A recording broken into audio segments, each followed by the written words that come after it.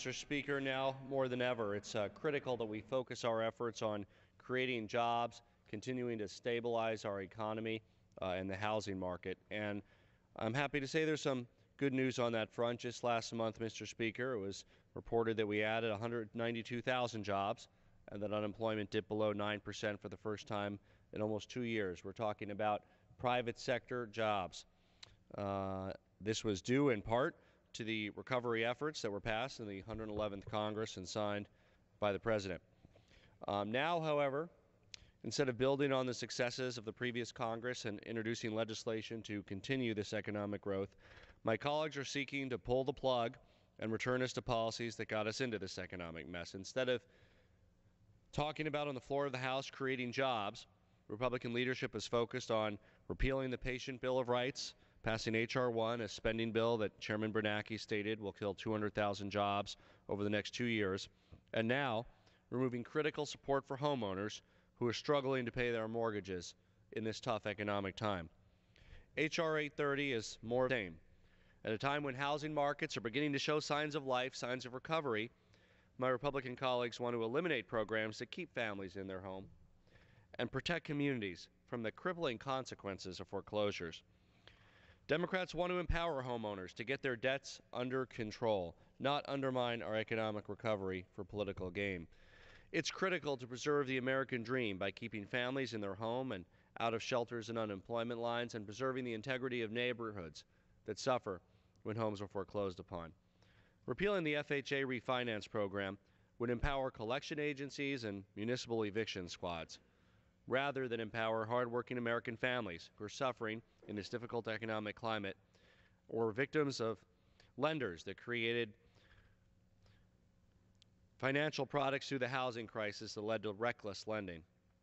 The bill we have before us today would be harmful to middle-class families who are struggling to stay in their homes. Middle-class Americans hurt by this bill are exactly the people we should be protecting in this Congress as we start to build a stronger and more stable economic future for our country. Instead, we've sought this House has raised their taxes with the passage of H.R. 4, and now the Republicans are threatening to remove working families from their homes. Mr. Speaker, we do all agree that this nation needs to get its fiscal house in order and resolve the housing crisis. But this bill, an outright repeal of the FHA program, is not the right approach. A strong rebound in the housing market is critical to our economic recovery, creating jobs, and ensuring that our banks remain stable. A good indication of the housing market is the amount of delinquencies, or the number of mortgages that are at least 30 days late on their payment. According to Jay Brinkman, the chief economist for the Mortgage Bankers Association, the latest delinquency numbers represent significant across-the-board decreases in mortgage delinquency rates in the U.S. More importantly, loans that were past due by 90 days or more fell 28%.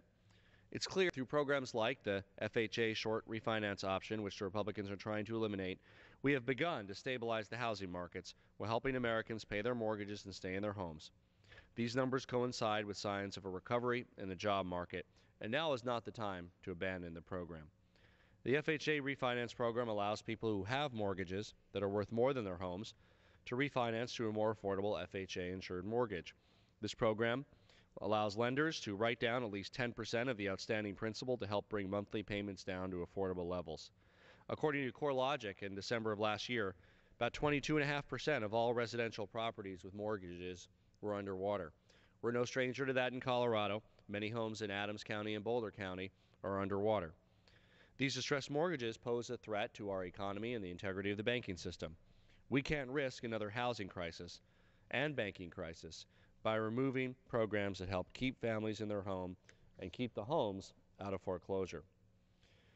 My friends on the other side of the aisle will argue that this program has fallen short of its original goals. I agree that this program is not perfect. Instead of scrapping it entirely, we should work to strengthen on it, build on success, and figure out how best to resolve the housing crisis that this nation faces. We need to mend it, not end it.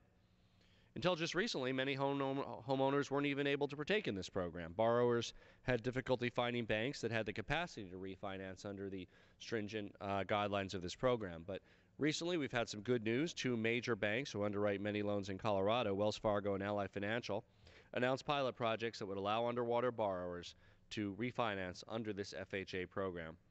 By adding these two giants to the mix, The FHA Refinance program will begin to grow and prosper while it continues to add more banks and increase accessibility.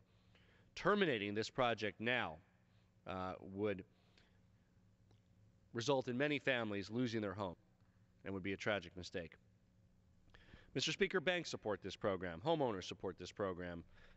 It's critical that we all allow this program the chance to succeed rather than make arbitrary budget cuts, rather than help struggling families. This program does not bail out individuals who made mistakes, who made poor decisions, who bought houses they couldn't afford or are looking for a way out of foreclosure. It's not a program to protect vacation homes or mega mansions. It's not a free line of credit for anybody. This program is a helping hand to the many hardworking Americans who are in a difficult spot. They're individuals with good credit scores who can help themselves and the banks who hold their mortgages by participating in this program. In my home state of Colorado, almost 20% of all homes are in negative equity. This means about 220,000 families in Colorado are stuck with mortgages that are worth more than their homes. According to the New York Times, ending this program would squander an important chance to prevent foreclosures. In addition, Mark Fleming, the chief economist with CoreLogic, stated, negative equity is a primary factor holding back the housing market and broader economy, end quote.